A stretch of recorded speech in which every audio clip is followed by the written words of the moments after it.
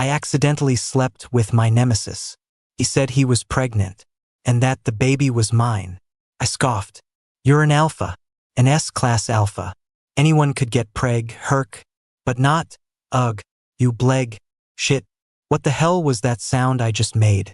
City General Hospital, Reproductive Health Clinic. The department head peered at me over the top of his glasses. You said, who's pregnant again? He is. How dare Alan point at me? I had already explained everything. He'd even seemed to believe me. We had agreed that I would come with him to get him checked out. What was this? Was he messing with me? I glared at him, my fists clenching so hard my knuckles cracked. Ahem. The doctor adjusted his glasses and handed me a form. Take this. Go get tested. I glanced at the name on the form and immediately balked. He's pregnant too.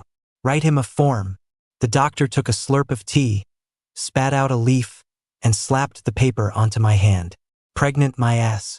If he could get pregnant, I'd get up and you could have my chair. He took another noisy sip of hot tea. Did they not teach you about protection in health class? TSK couldn't wait 10 seconds. And now look at you, panicking with a bun in the oven. Why was he only lecturing me? And that asshole Alan had the nerve to cover his face and laugh. I slapped the test form against his chest. If anyone's going, it's you. Alan bent down, picked up the form, and looked at the doctor. Come on, uncle, give me a break. It was hard enough to coax him here. Don't scare him off. I gritted my teeth and slammed my fist on the desk. Alan Vance, have you no shame? Ahem. I turned my head. The doctor was smiling at me, pushing his chair back by its armrests. This desk has been with me for over a decade. Go easy on it. The person, though, do whatever you want. My clenched fist was suddenly enveloped by another hand. Alan's grip was firm, but his face was the picture of calm. Uncle, I can see you're busy. I'll take him for the tests first. I'll have someone send over a couple of boxes of tea for you tomorrow. Fine. Get going, the doctor said, glancing at me again and covering his mouth. Your partner really looks like he wants my job. I do not. Alan grabbed the form and, with one hand on my shoulder, steered me out the door. He leaned in close. If I remember correctly, I was definitely inside you that night. It's only been a month. If you don't want it, there's still time. Of course, if you want to have it, that's fine too. I'll raise it. I slapped his hand away. Raise my ass. The more I thought about it, the angrier I got. I gave him a kick for good measure. This is all your fault. To this day, I hate thinking about that night. He was the one who accidentally drank some bootleg liquor. But he was also the one who dragged me, who was accidentally going into heat, to a hotel room to blow off some steam. He said he could control himself. He said he wouldn't go all the way. All of it was a pack of lies. After the last test, I came out and sat down. Everywhere I went, Alan's eyes followed me. A sly, knowing smile played on his lips. I frowned. Annoyed. What are you smiling at? He sat down next to me and whispered, You were so hot that night. I turned my head, smiled sweetly, and poked my finger at the corner of his upturned mouth. Alan. Yeah? What's up? Your smart mouth is a disease. You should get it treated. Maybe you can get the doctor to take a look while we're here? I was about to give him a piece of my mind when my work phone rang. So I settled for the next best thing, physical therapy. I reached out and pinched his lips shut. I used my other hand to answer the call. It was remarkably effective. Alan moved to the seat across from me. The calls came one after another. After handling 3 work messages, I had just received a meeting reminder from my assistant when I heard the person opposite me speak. Do you really love work that much? I shot him a glare, my mind already calculating how much time I had. Then I heard him say, Alphas don't pity omegas who are too ambitious. I laughed coldly. None of your damn business. I packed up my tablet, ready to leave, but a shadow fell over me. The test results aren't back yet. Where are you going? Back to the office for a meeting. I had barely taken a step before a strong hand clamped down on my arm. You can't even spare a few minutes? Is work more important than your health? Have you already forgotten the lesson from last month, when you risked going into heat to entertain a client and nearly got yourself into serious trouble? His brow was furrowed, his chest heaving. He was genuinely angry. I had no idea what he was so mad about, or what right he had to be. "Alan, you're hurting me." The grip on my arm loosened. In its place, the faint, woody scent of green sandalwood began to curl around me. The temporary mark was still active. My straight-backed posture began to falter. I closed my eyes, forcing myself to calm down. When I looked up, I met his cold gaze. "Not everyone is like you, Mr. Vance, born with more wealth than an ordinary person could earn in several lifetimes. My name is Leo. My life isn't worth much. I've only ever had myself to rely on, and I've never needed anyone's pity. I'll come back for the test results myself. Whether I'm pregnant or not, it's none of your concern." Alan's good looks always had a roguish edge. Combine that with the powerful aura of an S-class alpha, and his stern face could be quite intimidating. But to me, it was nothing special. I gave a cold smile, slipped past him, and walked straight toward the elevators. This guy used to chase me. What was there to be scared of? Alan transferred to my high school in our sophomore year. He immediately became the center of attention. It wasn't just his family background, looks, or class, it was also his grades. And me? I was just an ordinary guy who hadn't even presented yet and was probably going to be a beta. As for family, all I had was a deadbeat dad who gambled, drank, and schemed to sell me for cash. As for grades, in the first monthly exams after Alan arrived, he kicked me from first place down to second. A pretty face had never been a good thing for me. The only thing I had going for me was my academic performance. So I never hid my ambition. I wanted to be number one. Alan often acted as if the school wasn't big enough for the both of us. All the students and teachers thought we couldn't stand each other. I thought so too, until I suddenly presented. Because I presented so late, my first heat came on fast and nearly killed me. I was so poor back then I worked 3 jobs on weekends. The doctor recommended strong suppressants, but I cheaped out and bought the most basic kind. I injected 3 doses at once and still felt like I was being boiled alive in lava. In my small, stuffy room with the windows and door shut tight, I curled up in a corner, unable to move from the pain. I remember thinking, with a grim sense of irony, that I might actually burn to death from a feverish heat. Just as I was losing consciousness, the door was kicked open with a loud bang. Someone knelt in front of me. I didn't even have to look to know who it was. Burying my head in my arms, I forced the word out. "Get out. You're going to die," Alan said calmly. My first instinct was to snap back, but then a trace of an alpha's pheromones hit my nose. It was a clean, elegant scent that gradually grew richer and deeper. "Can you handle this?" Green sandalwood. I lifted my head, my gaze slowly tracing his eyebrows, his eyes, his nose, his lips. Still so damn punchable. "Shouldn't you be happy if I die?" He gave a lazy smile, his hand landing on my shoulder and sliding slowly toward the back of my neck. "Leo, I've practically studied myself blind trying to beat your scores.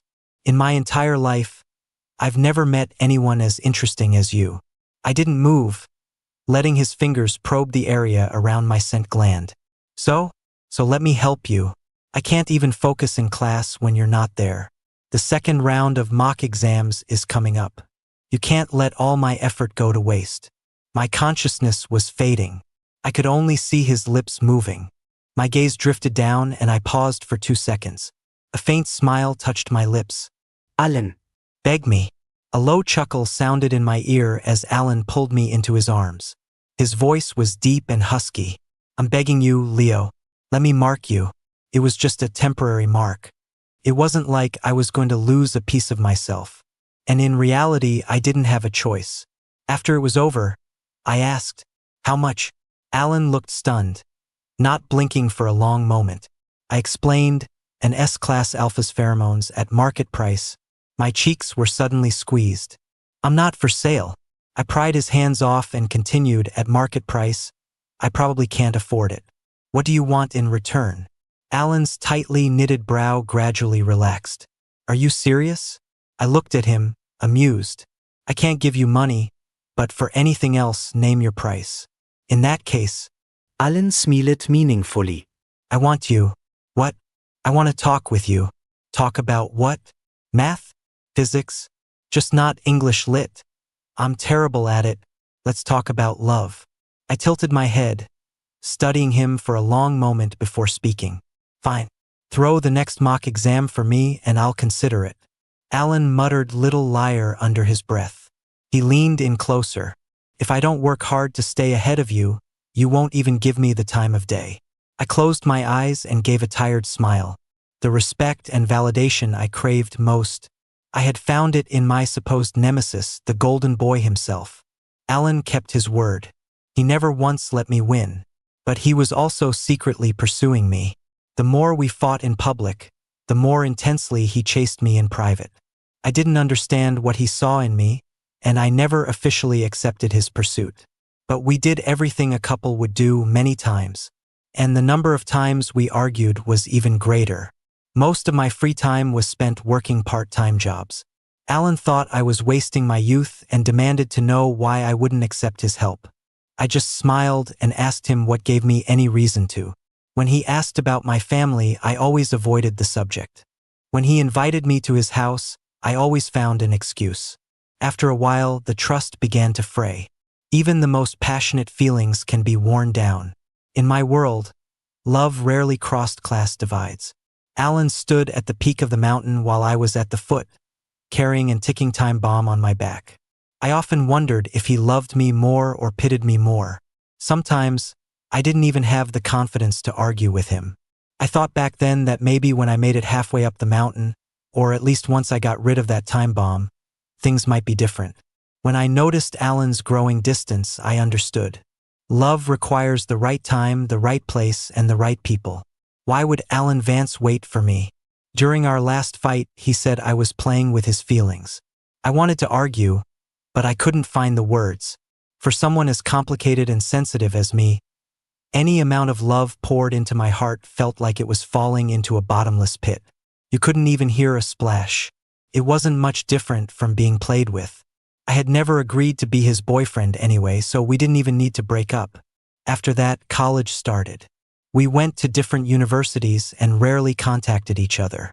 At the occasional high school reunion, his words were always barbed.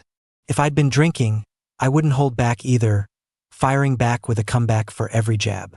In front of everyone, we solidified our status as archenemies. And honestly, it felt right. Alan and I were better at fighting than we were at hugging. After graduating from college, I skipped grad school and started my own company. I heard Alan had gone abroad. I didn't feel much of anything. Alan was no longer the reason I strived for success. Whether he was there or not, I had to climb my way out of my class. So what if I was an omega? So what if I had no one to rely on? My life wasn't worth much anyway. I just had to go for it.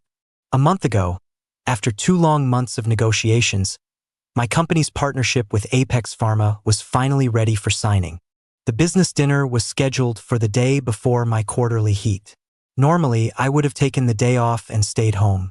My co-founder, Ryan, was supposed to handle the dinner, but he called me at the last minute.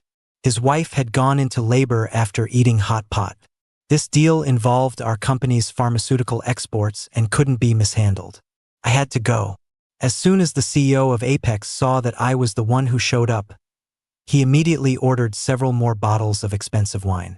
There was another reason I hadn't wanted to come: the CEO himself. The contract had been delayed for 2 months because he was testing my limits. I'd encountered this kind of situation many times over the years. In my first 2 years of business, I'd even been subjected to crude jokes at the dinner table. I had always managed to handle it. I should have been able to get out of it that night, too. After signing the contract, I went to the restroom to throw up. As I was splashing water on my face, I felt someone standing behind me. I looked up. In the mirror, I saw my own water-streaked face. And Alan, his arms crossed and brow furrowed, studying me. I braced my hands on the sink, lowered my head, and tried to steady my ragged breathing. I splashed a few more handfuls of cold water on my face. Then I walked past him, without a word. Back in the private room, the Apex CEO kept pouring me drinks. Glass after glass. I drank as if I wasn't even aware of it. It wasn't until the back of my neck began to burn that I snapped back to reality. The air was thick with a nauseating alpha pheromone, and a greasy hand was creeping toward my waist. I forced myself to deliver some polite closing remarks, gave a few instructions to my subordinate, and stumbled out of the room. The Apex CEO said he would see me out and got up to follow. The repulsive laughter behind me grew closer. I was just about to reach the door. Suddenly, it was pulled open from the outside. I lurched forward and fell into a warm, solid embrace. It was strange, but in that moment I didn't want to move at all. The familiar scent of an S-class alpha's pheromones quickly overpowered the other, unpleasant smell. The room fell silent. With one arm, Alan hoisted me over his shoulder and carried me out. Once we were in the car, I managed a thanks. I don't accept verbal thank yous. I loosened my tie, lifted my gaze, and gave him an amused look. Panting slightly, I asked, "Then what do you want from me?" "Someone drugged me. You need to help me." I closed my eyes, laughing sarcastically as I fumbled with my seatbelt. "You deserve it." The alpha's presence suddenly pressed in on me. He bit my lip. "Are you going to help me or not?" I bit him back in the exact same spot and pushed him away. "Just drive." The next time we met was today, a month later. Alan was waiting for me at the entrance of my apartment complex at the crack of dawn. He opened his mouth and said he was pregnant and that I had to take responsibility. And I, pathetically, couldn't even get 2 sentences out before making that god-awful retching sound. So I was inexplicably bundled into his car and dazedly taken for a checkup. Which brings us to now. I'm sitting in the company conference room, anxiously thinking about the test results and that smug face of his. After the meeting, I went back to my office to rest for 10 minutes. I was just about to head to the hospital to get the report. My phone rang. It was a number I had known by heart for a decade. "What do you want?" "The test results are out." I didn't say anything. My uncle said it's still a bit early in the pregnancy. He wants you to come back in a week for an ultrasound to check the embryo's development. He prescribed some supplements which I can bring to you. Also, your pheromone levels are a little unstable right now, so you might need me to. "Mr. Vance," I cut him off. "What exactly do you think you're doing?" The line went silent. Just when I thought he'd hung up, I heard him ask, "Leo, can we talk? In person?" "Talk about what? Business? The unformed embryo in my belly? Or, let's talk about you?" "What?" "Let's talk about how you've been all these years." I said impatiently, "I've been great. I don't believe you. If you don't believe me, then why the hell are you asking?" A laugh came through the phone. My uncle was right. Omegas in early pregnancy are often irritable and angry. "Just you wait." I snorted. "Wait for what? You finally had enough and you're coming to put me in my place? I'm waiting to come over tonight and soothe you." He's insane. Speaking of soothing, Ryan's wife had just given birth, and as a responsible alpha, he needed to be by her side. So, right after accepting a gift from me for the baby, he turned around and had his assistant forward all his work to me. I'd been working overtime for days. By the time I got home today, I could barely keep my eyes open. I was already annoyed. So when I saw a suitcase by my front door and its owner standing there with a sour look on his face, I was royally pissed. I walked around him and went straight for the keypad lock. "Leo." "What? Do you have to work this late every night? Is work that important to you? Can't you take better care of yourself?" He was yelling at me. I stopped halfway through entering my code and turned around. He was glaring at me. "Alan, did you wait all this time just to lecture me? Is that fun for you? I didn't ask you to wait for me. What right do you have to give me that attitude? Have I, from the very beginning, ever once said I wanted to keep this baby?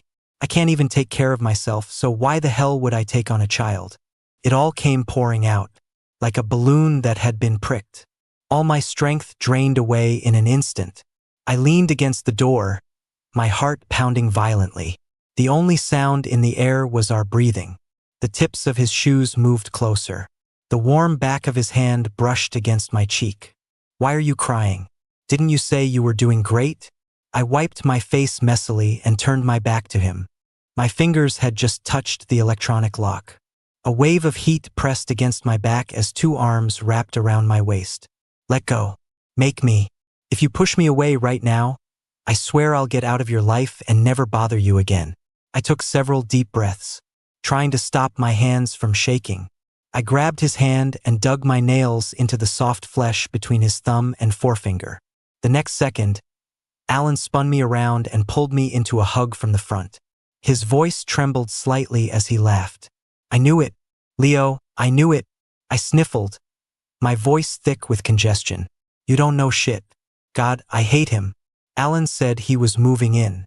Fine, whatever. But then he insisted on sharing a bed with me. When he came out of the shower, I found a fresh set of sheets and tossed them at him. You can sleep in the guest room. I haven't been sleeping well lately. It was true. For the past week, I'd had trouble falling asleep and would wake up constantly. That's why I'm here, Alan said, putting the sheets right back in the closet. Without the comfort of an alpha's pheromones, early pregnancy can be really tough for an omega. Symptoms include, but are not limited to, insomnia, anxiety, irritability, loss of appetite. He was calling me out. I gave him a look of utter disdain. And what makes you so sure the baby in my belly is yours? At that, Alan raised an eyebrow and slowly walked toward me. A few years apart, and he drew out the words, "You've gotten so wild? Wearing my mark while fooling around with other men? Can he satisfy you? Can he make you feel good? Can he?" I slapped a hand over his mouth. Sorry, reflex. Alan licked his lip, his eyes narrowing as he scanned me. What are you? My wrist was suddenly grabbed. He yanked me forward, and I crashed into his half-open shirt. In the blink of an eye, he had an arm around my waist, half carrying and half guiding me as we tumbled onto the bed. One of Alan's hands was still under my lower back, the other gripping my shoulder. His entire body was less than a hand's breadth away. I kneed him, but he immediately pinned my leg down with his own. What the hell is wrong with you? If you're not sure it's mine, there's one way to find out, right? Before I could react, he effortlessly flipped me onto my stomach, his chest pressed against my back. Let go. You'll feel better in a second. The scent gland on my neck was suddenly covered by something wet and hot. His tongue gently licked the small, raised nub. I squirmed, trying to push him away with my free hand. My reward was a slight stinging sensation on my neck. Alan was biting me, slowly releasing his pheromones. Almost instantly, the scent of green sandalwood drew out my own scent of young bamboo. I suddenly remembered something my health teacher said in high school. When compatible pheromones meet, they are like two plumes of smoke rising from an incense burner. They swirl and chase each other, gradually merging into one. Then they diffuse into the bloodstream, flowing through each other's bodies. Right now, I felt like I was soaking in a pool of warm water. Every pore in my body was opening up. It was relaxing, but it was more than just relaxation. It was a rising tide of pleasure. A large hand slid down from my lower back. Alan mischievously breathed hot air into my ear. I blushed and buried my face in the pillow. I found his arm and pinched it, hard. After a low chuckle, I was flipped over again. At some point, Alan had stripped himself naked. And now he was reaching for my clothes. You're glaring at me? When you glare at me like this, Alan purred, his voice deep. How is that any different from flirting? What do you think you're doing? He threw the covers over both of us with one hand, while his other hand got busy. Something that will make you very happy. The scents of green sandalwood and young bamboo intertwined. A lingering, intimate dance.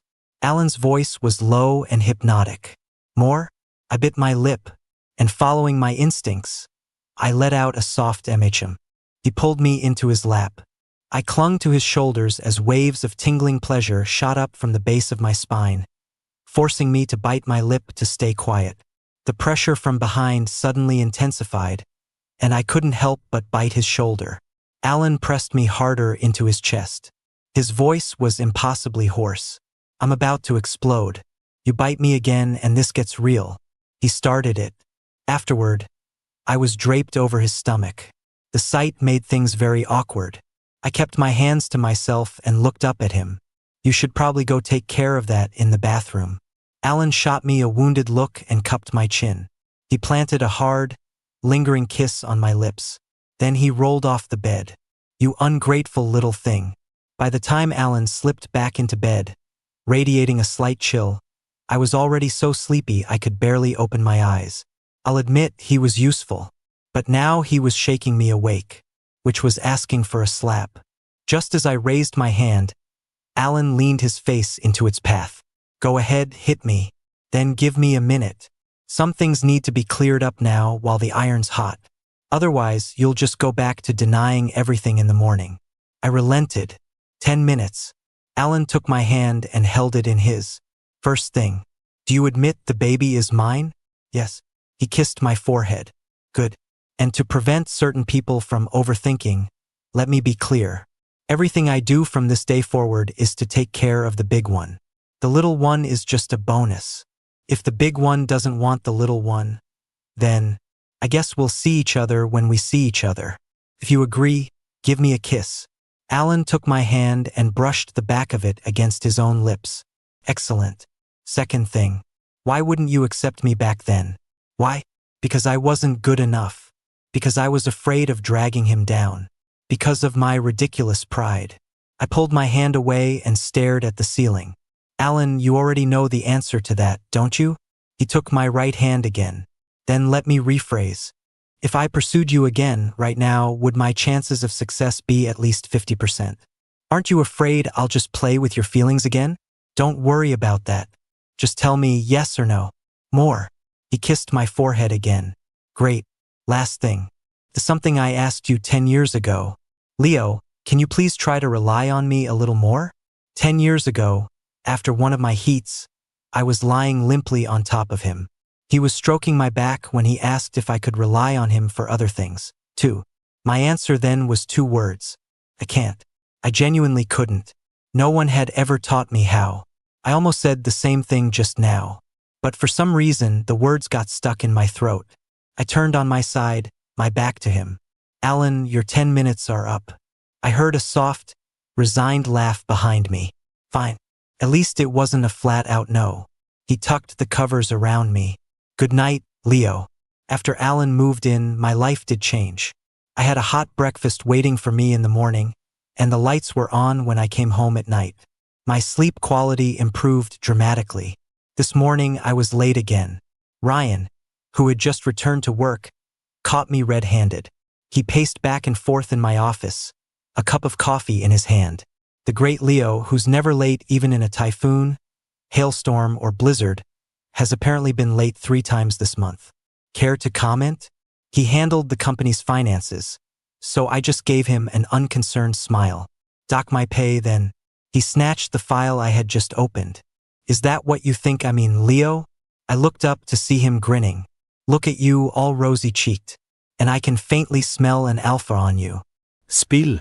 What's going on? Something like that. Really? Ryan grabbed my shoulders, his voice excited. You've finally come around.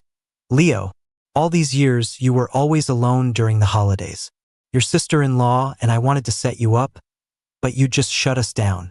He pulled me into a hug and patted my back. This is huge, Leo. It's not easy to win over an ice king like you. Tonight, we're leaving work early. You bring your partner over to my place for dinner. Julian and I will vet him for you. I pushed him away, not sure whether to laugh or cry. It's not like that yet. Stop worrying so much. My relationship with Alan right now felt like a half-cooked dish. It needed a little more time. We had parted on bad terms and hadn't seen each other for nearly a decade. Now he was walking back toward me, and I was trying to show him my true self. But 10 years is enough to change a lot of things. Maybe when he saw the real me, he wouldn't be so willing to open his arms. Or maybe this time he'd lose patience with me even faster than he did 10 years ago. That afternoon, Ryan was already rushing me out the door just after 5 p.m.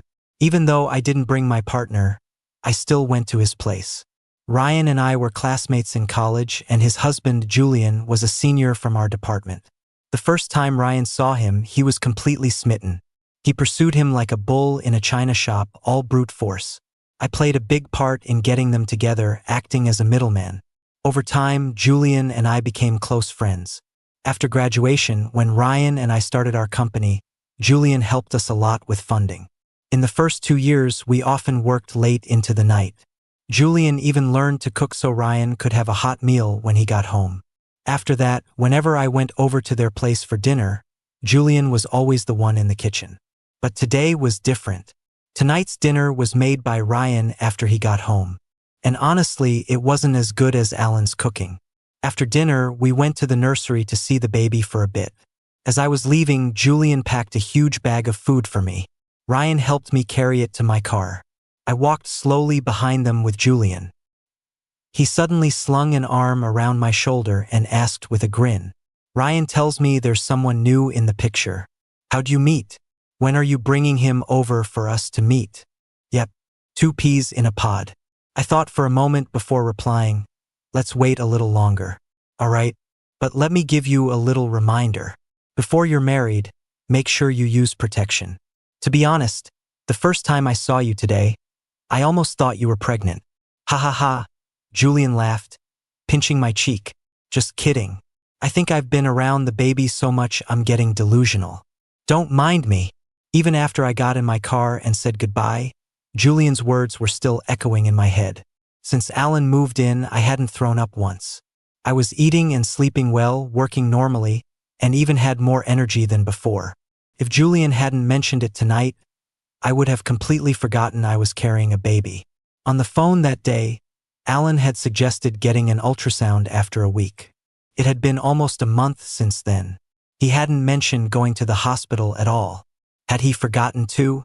While waiting at a red light, a message popped up on my phone. "I made a chestnut and black chicken soup. I have a video conference soon, so remember to drink it when you get back." Last night, just as I was drifting off to sleep, I heard him ask what kind of soup I wanted today. I had mumbled something sweet. The light turned green, and the traffic started moving. He was taking such good care of me. There was no way he'd forgotten. When I got home, the living room light was on. The light in the study was on too. Alan was sitting in my usual desk chair. Black shirt, gold-rimmed glasses. He was leaning back lazily, but his gaze on the screen was calm and focused. He radiated the natural authority and confidence of a man in charge. It was the first time I'd seen CEO Vance at work. He was handsome.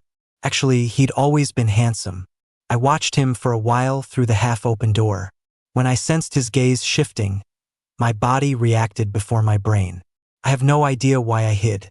2 seconds later, my phone vibrated. "I see you, Leo. Go try the soup and see if it's good." "'Kay." The soup in the pot was the perfect temperature. The broth was clear, the taste sweet and fragrant. Ryan's cooking really couldn't compare to Alan's. I took out my phone. "It's delicious. Do you want some? I can bring you a bowl." "No, you have it. I'm almost done." I tried a chestnut. It was soft, mealy, and full of sweet flavor. After Alan and I drifted apart, I secretly swore I'd never touch these things again. I'd had more than enough of them. During the winter of our junior year, after I finished my part-time job and came home, Alan would always be there waiting for me with a paper bag of roasted chestnuts. I'd be busy with homework and studying.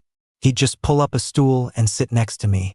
His eyes would be on my work, checking for mistakes, while his hands were busy peeling chestnuts. He'd pop one into my mouth for every one he peeled. The taste, I suppose, was just like the one I was chewing right now. Just as I put down my spoon, I felt a tap on my left shoulder. Without even looking, I swung a hand to my right. Alan clutched his stomach dramatically. I glanced at him and copied him, clutching my own stomach. Alan instantly dropped to his knees in front of me, his eyes filled with panic. "What's wrong? Does your stomach hurt?" I stared at him for a few seconds, then suddenly smiled. "I'm fine. I thought you'd forgotten." "Forgotten what?" I pointed to the stool next to him, motioning for him to sit. "Alan." "Yeah." He was still frowning. "You really want me to keep it, don't you?" If I didn't bring up the checkup, neither would he. The longer we waited, the riskier an abortion would be, and the greater the chance I'd give birth. Alan looked down, silent. Silence was its own answer. "If you want a kid so badly, why didn't you just get married?" There must be plenty of people who'd want to marry you. Leo, Alan finally looked up at me. If we have this child, you and I will be tied together for life. I propped my head on my hand and looked into his eyes. How could someone be so persistent? I laughed and called his name. Alan. MHM. I don't have to work tomorrow. Are you free? I am. Why? Let's go to the hospital. Let's see how our little one is doing. On the way to the hospital, I was actually a little nervous. I had drunk a lot that night. Alan seemed even more nervous. He had called his uncle 3 times before 7 a.m. When he went to buckle his seatbelt, he almost plugged it into my side. Are you serious? Maybe I should drive. No, that would make me look useless. If you're tired, just take a nap. I watched him pull onto the main road, then pulled up my hood. Just as I closed my eyes, I heard him ask, Leo, you did say last night that if the baby is healthy, you'll have it, right? You're not allowed to go back on your word. I said it. I won't go back on it. A month later, I was back at City General. Last time, I had come reluctantly. This time, my state of mind was completely different. After all the tests were done, it wasn't until I heard Alan's uncle say everything's normal that I let out a breath I didn't realize I'd been holding. The doctor put down his teacup, his expression unusually serious. So you've decided to go through with it? I glanced at Alan, who was engrossed in the ultrasound picture, and replied, yes. One piece of advice. What is it? Smile more. Is it good for the baby's development? It's good for you. One more question. Are you two married? Alan looked up at that, glanced at me and said, Uncle, don't worry about that. We have our own rhythm. Humph. Rhythm? He turned sideways, shielding his mouth with his hand. You've already got a kid on the way and you still can't lock down your omega? You're a disgrace to alphas everywhere. A family shame. One day she'll decide to raise the baby on her own and you won't even have a shoulder to cry on. I coughed twice. Uncle. Doctor, I can hear you. What uncle, doctor? Just call me uncle. My left hand was suddenly grabbed. Alan's brow was furrowed as he asked me, would you do that? Do what? Raise the baby on your own and cut me out? No. Really? Then I'm going to need a marriage certificate as collateral. I finally understood the purpose of those 3 phone calls this morning. I was just about to nod and say okay. My phone rang. It was my assistant, Lynn. I got up and stepped out of the office to answer. What's wrong? Sorry to bother you on your day off, Leo. There's a woman here at the office who insists on seeing you. She says she won't leave until she does. Ryan has her in the guest conference room. Who is it? She says she's your mother. My mother. How many years had it been since I'd heard those 2 words? Just as I hung up, Alan came looking for me. Leo, my uncle was just kidding. Don't feel any pressure. I told you I was going to pursue you, and I'll keep chasing you until you willingly say yes. So, since you have the day off, I booked a restaurant. After lunch, I thought I'd take you. Alan, what's wrong? I have to go back to the office. The smile on Alan's face froze. The disappointment in his eyes was painfully obvious. Right now? Yes. Then, I'll drive you. I pulled my hand away and said quietly, you don't have to. Shortly after I was born, my dad lost his job. Soon after, he got hooked on gambling, and within a year, he had lost everything. My mom couldn't take it anymore and divorced him. After she left, my dad started drinking heavily. When he was sober, he gambled. When he lost, he drank. When he was drunk, he would try to sell me for money. A few years ago, karma caught up with him. He came to me drunk, demanding money, and got hit by a car on his way back. He survived, but now he lives in a nursing home, supported by the $3,000 a month I send him. As for my mom, the last I heard about her was in high school, when my dad drunkenly told me she had remarried and had an alpha son.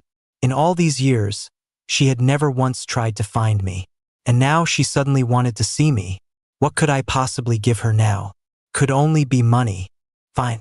The only thing I have now is money. Mr. Schur, your mother is waiting for you in the guest conference room. Got it. As I pushed open the glass door, a plainly dressed woman looked up at the sound. Her eyes were red and swollen, and she looked so haggard I almost didn't recognize her. Leo. I stopped in my tracks, watching her walk toward me. I had to swallow several times before I could force out the word. Mom. Oh, she said, taking my hand. It's been so long since I've seen you. Look at you now, so successful. Back then I'm so sorry, Leo. Tears started to well up in her eyes. I led her to my office. If you have something to say, just say it. She looked at me, hesitating for a long time before she finally spoke. Leo, besides you, I have another son. He's as well behaved and thoughtful as you are. But 2 months ago, he was diagnosed with leukemia. We've tested all our relatives, but no one is a match. I let out a bitter, self-deprecating laugh. One wanted my money, the other wanted my life. Leo, you're my last hope. Will you please help me? I looked her in the eyes and said, Mom, I'm pregnant. A crack appeared in her sorrowful expression. Pregnant? When did you? How could you? I said nothing, just watched the tears stream down her face. After a moment, she approached me. Leo, you can still get tested even if you're pregnant. It's just a blood draw, it's fine. I stared silently out the floor-to-ceiling window. The sunlight today was especially harsh, but it offered no warmth. In my peripheral vision, she suddenly dropped to her knees. She cried out, Leo, I'm begging you, just get the test. At least then I can give up hope. I'm begging you, Leo, get up. I won't. Not until you agree. Leo, how can you bear to watch your mother? Get up, I said, my voice rising in spite of myself. I looked away from her cloudy eyes, defeated. I'll go with you.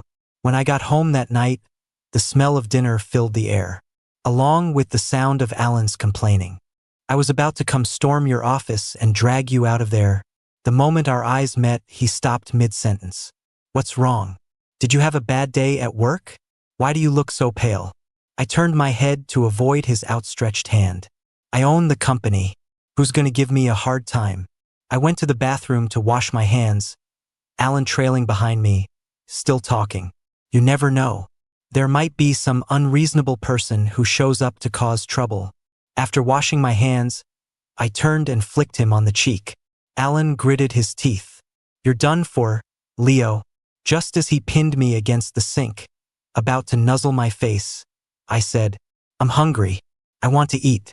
As I was finishing my bowl of rice, Alan suddenly spoke. Leo, are you hiding something from me?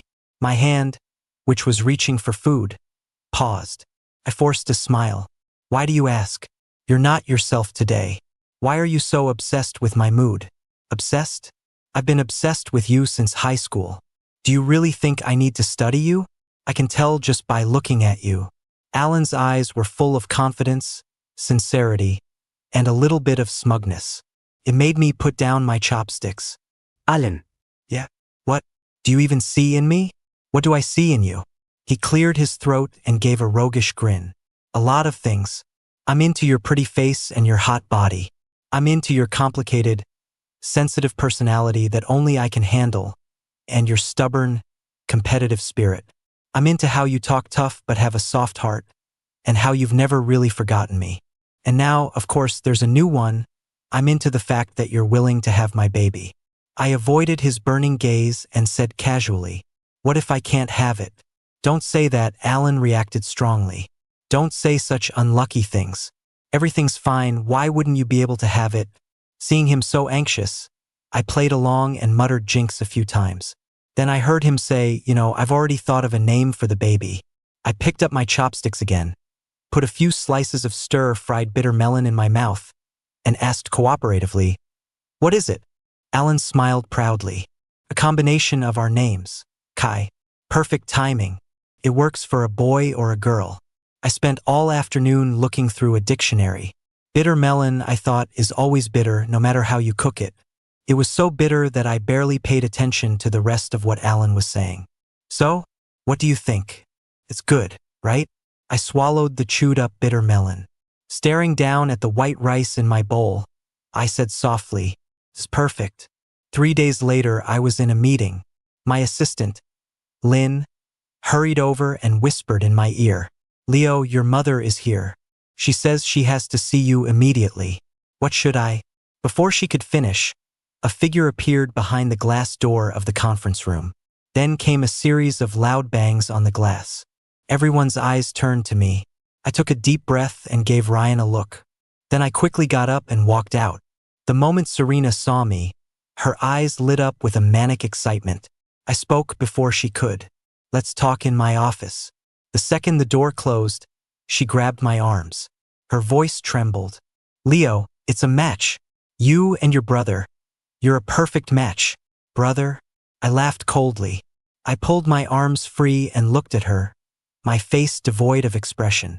"So?" She froze, as if she couldn't believe my coldness.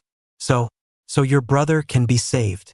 Leo, you're the only one who can save him." "Mom," I said, trying to stay calm. "Have you forgotten something?" She looked away. After a long moment, her voice filled with tears. "Leo, you're still so young. You can have more children later. But your brother, he can't wait. I can't just stand by and watch my child.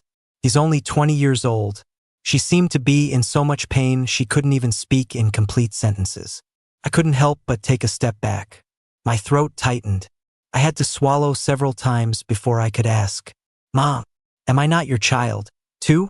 She looked at me, a flicker of confusion in her tear-filled eyes. The next moment, she grabbed my hand and fell to her knees.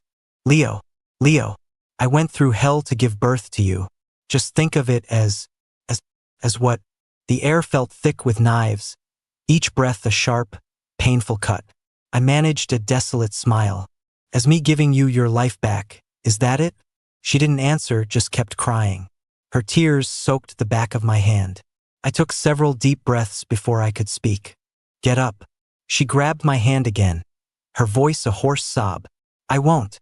I'll kneel here until you agree. Leo, I'm begging you, please." The sound of her crying echoed in my ears. I pulled my hand, now pale and bruised, from her grasp. Keeping my voice as steady as possible, I said, "Get up. I'll do it." The crying stopped abruptly. She stared at me for a moment. Then a look of post-disaster joy slowly spread across her withered face. She murmured, "Really? Leo, you really agree? Then let's go to the hospital now, okay? Let's go right." I swallowed the bitterness and smiled. "I was just in a meeting. You have to let me arrange my work first." After helping her up, I walked to the window and made a call. The first time, no one answered. With trembling hands, I dialed again. The moment I heard his voice, the burning sensation in my eyes became unbearable. "Why are you calling at this hour? Miss me? I just had a partner come to the office. Alan." "Leo, are you crying? What happened? Are you at your office?" "Don't cry, baby." I took several deep breaths and finally said the words. "Alan, I need you." Alan was on his way. He stayed on the phone with me the whole time. I answered whatever he asked, and I told him the things he didn't ask. He knew everything now about my parents. "Leo, Leo, I want to punch you and hug you at the same time. Then you'd better hurry up. Don't rush me, sweetheart. I'm already pushing the speed limit. Then I won't rush you. I'm hanging up." "Hey, don't hang up. You're not allowed to. I can't relax if I can't hear your voice. I have nothing left to say." "Then listen to me. I haven't told you my side of things yet. Aren't you even a little bit curious about the years I was gone?" I sat cross-legged on the floor, watching the cars come and go outside the window, then talk. After a long sigh, I heard him say, "In college, I actually still wanted to chase you. I went to find you 10 times, and 9 of those times I saw you with another alpha. You two were always close, laughing and talking. I thought back then that maybe I just wasn't your type, so it didn't matter how hard I tried." I gave a weary laugh. "That's my current business partner, Ryan. His kid is 2 months old." There was a pause on the other end of the line. "I'm so damn useless." He continued, "Right before college graduation, my grandmother was diagnosed with late-stage cancer. She had to go abroad for treatment. So I applied for a master's program overseas and went with her. We fought it for 3 years, but she didn't make it. As she was dying, she held my hand and said her only regret was not getting to see what her granddaughter-in-law looked like. I showed her your picture. She was very happy with it, said we were a perfect match, and that she'd watch over you for me from heaven and that I should hurry up. After I brought her back home to be buried, I went looking for you once. I saw you had your own career, you were full of life and ambition, and that same Alpha was still by your side. I thought I was too late. Coincidentally, my company's overseas branch was short-staffed, so I went back abroad for another 3 years.